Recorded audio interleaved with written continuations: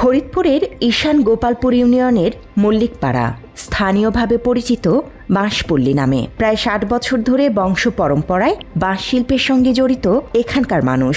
বর্তমানে এই শিল্পের উপর নির্ভরশীল প্রায় ১৫০টি পরিবার। তবে কাঁচামালের মূল্য বৃদ্ধি, বাজার সংকট আর পর্যাপ্ত পৃষ্ঠপোষকতার অভাবে ধুঁকছে তাদের ঐতিহ্যবাহী এই পেশা। বাঁশ দিয়ে ঝুড়ি, ঝাঁকা, টাপা, চাটাই সহ তৈরি হয় নানা ধরনের পণ্য। সকাল থেকে রাত ১০টা পর্যন্ত চলে কারিগরদের কর্মযজ্ঞ।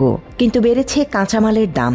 যে বাঁশ আগে ৩০ থেকে ৫০ টাকায় পাওয়া যেত, এখন সেটি কিনতে হচ্ছে ১০০ থেকে ১৫০ টাকায়। অথচ সেই তুলনায় বাড়েনি তৈরি পণ্যের দাম। এই পেশার সাথে জড়িত ১-১৫০ পরিবার আছে। পুরে মল্লিক পাড়াই আমাদের এই কাজটাই করি আমরা, এই কুটির শিল্পর কাজ। বাঁশ দিয়ে নানান রকম মাল তৈরি করি, ঝুড়ি, টাপা, জাগা, বিভিন্ন ধরনের মাল আর কি। তো এইগুলা মনে করলেন যে সারা বাংলাদেশেই আমাদের মালগুলো নিয়ে যায়। এইগুলা এই জায়গা চলতেছে ৬০ বছর, মিনিমাম ৬০ বছর, নিম্নে ৬০ বছর চলতেছে। আর আমাদের এই জায়গায় ১২০ ঘরের মতন মনে করেন এই কাজ করে। আমাদের এলাকাটাই এই কুটির শিল্পর কাজের পর। তো আমরা এই বাঁশগুলো ক্রয় করি হলো হাটে থেকে, আর কিছু ব্যাপারীতে দিয়ে দেয় আমাদের বাড়ির পর। আগে একটা বাঁশ কিনতাম ধরেন যে ২০ টাকা, ৩০ টাকা। এখন বর্তমানে একটা বাঁশ কিনতে হয়, ভালো একটা বাঁশ কিনতে হয় ১৫০ টাকা, ১০০ টাকা, ১২০ টাকা। কারিগরদের অভিযোগ, উৎপাদন করলেও পণ্যের বাজার মূল্য নির্ধারণে তাদের কোনো নিয়ন্ত্রণ নেই। সরাসরি ক্রেতার কাছে বিক্রির সুযোগও সীমিত। ফলে তাদের তৈরি পণ্য কম দামে কিনে নেয় ব্যাপারীরা, পরে বাজারে বিক্রি করে বেশি দামে।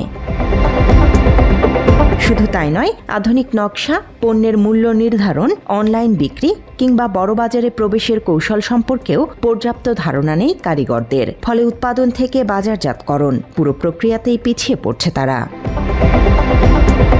বাংলাদেশ ক্ষুদ্র ও কুটির শিল্প কর্পোরেশন বা বিসিকের অন্যতম দায়িত্ব ক্ষুদ্র ও কুটির শিল্পের উন্নয়ন, উদ্যোক্তা সহায়তা, প্রশিক্ষণ এবং বাজারজাতকরণে সহযোগিতা করা। ব্যবসায়ীদের কাছে আমরা বিক্রি করি ধরেন ১০০, তারা ৩০০-২৫০ বিক্রি করে। আমাদের মানে চালান ওঠে না, আমাদের পয়সার দাম হয় না, আমরা খাটনি করি, মূল্য পাই না। তো আমরা ধরে সকাল ৮টাতে শুরু করি, রাত ১০টা পর্যন্ত খাটনি করি। এগুলা খাটনি বাটনি করে ধরেন যে মূল্য আমাদের তা আমরা পাই না। আমার বিয়ের পরের থেকেই আর কি এইসব কাজ এসে দেখি ওরা করে, আমার দিয়ে এইগুলো করাইছে। সংসারের এমনি টুকিটাকি কাজও করছি, রান্নাবান্না করছি, আবার এইসব কাজও করাইছে আমার দেয়। গ্রামে আসেই তো শাশুড়ি শিখাইছে, স্বামীতি শিখাইছে, আবার আমার শ্বশুর করছে, দেবররা করছে, সেইগুলো দেখে দেখে আমি করছি, আমার ধরেও শিখাইছে। সংসারটা খুব একটা ভালো চলে নাই আমার এই কাজ করে।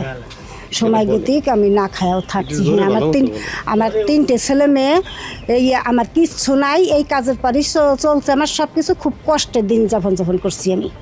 বড় বোঝার জায়গা বানাই, টাপা বানাই, তারপরে গোবরের জায়গা বানাই, তারপরে কলার জায়গা বানাই, তারপরে তরকারির জায়গা বানাই, হাটে যে বেচাকেনা করে পানের জায়গা বানাই। এগুলো দিয়ে আমরা বানায়া, তাও আমাদের পর্তায় আসে না। কারিগরদের অভিযোগ, দীর্ঘদিন ধরে এই শিল্পের প্রচার প্রসার, আধুনিক প্রশিক্ষণ কিংবা বড়বাজারের সঙ্গে সংযোগ তৈরিতে কার্যকর উদ্যোগ দেখা যায়নি। ২০২৪ সালেও ফরিদপুরের বাঁশ শিল্পের সংকটের চিত্র উঠে এসেছিল। এরপরও একই সমস্যার পুনরাবৃত্তি হলে প্রশ্ন উঠছে, এই ঐতিহ্যবাহী শিল্প টিকিয়ে রাখতে সংশ্লিষ্টদের উদ্যোগ কতটা কার্যকর।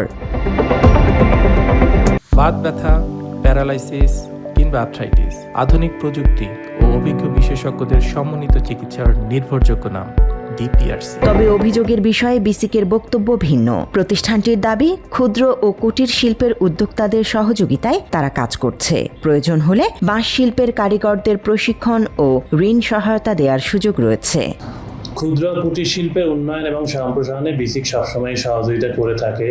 ঈশান গোপালপুর ইউনিয়নের লক্ষ্মীদাসের হাটে যে ক্ষুদ্র উদ্যোক্তা রয়েছে, আমরা ইতিমধ্যেই জেনেছি যে তারা বিভিন্ন ধরনের প্রোডাক্ট তৈরি করে, যেমন বাঁশ জাতীয় প্রোডাক্ট, বিশেষ করে পোলো এবং বাঁশের বিভিন্ন ঝুড়ি এটা তৈরি করে। তো বিসিক যেটা করতে পারে তাদের জন্য আমাদের উদ্যোক্তা উন্নয়ন প্রশিক্ষণ আছে, এই প্রশিক্ষণ দিয়ে আমরা তাদেরকে সহযোগিতা করতে পারি। পাশাপাশি তারা যদি তাদের শিল্প উন্নয়ন কার্যক্রম আরও বৃদ্ধি করতে চায়, সেক্ষেত্রে আমরা বিসিক অফিস থেকে আর্থিক সহযোগিতা তাদের জন্য সরবরাহ করতে পারি। এক্ষেত্রে তারা যদি আমাদের কাছে আসে, আমরা অবশ্যই তাদের যেভাবে আর্থিক ঋণ প্রয়োজন হয় সেই অনুযায়ী আমরা তাদেরকে সহযোগিতা করতে পারবো। কারিগরদের প্রত্যাশা খুব বেশি নয়। তাদের দাবি সহজে কাঁচামাল পাওয়া, আধুনিক প্রশিক্ষণ, স্বল্প সুদের ঋণ এবং উৎপাদিত পণ্যের ন্যায্য বাজার নিশ্চিত করা। কারণ দক্ষতা ও অভিজ্ঞতা তাদের আছে 60 বছরের ঐতিহ্য। সংকট শুধু প্রয়োজনীয় সহায়তা ও বাজার ব্যবস্থাপনায়। পৃষ্ঠপোষকতা ও কার্যকর বাজার সহায়তা না পেলে ধীরে ধীরে হারিয়ে যেতে পারে ফরিদপুরের এই ঐতিহ্যবাহী বাঁশ শিল্প। আর এর সঙ্গে সংকটে পড়বে এই শিল্পের উপর নির্ভরশীল প্রায় 150টি পরিবারের জীবিকাও।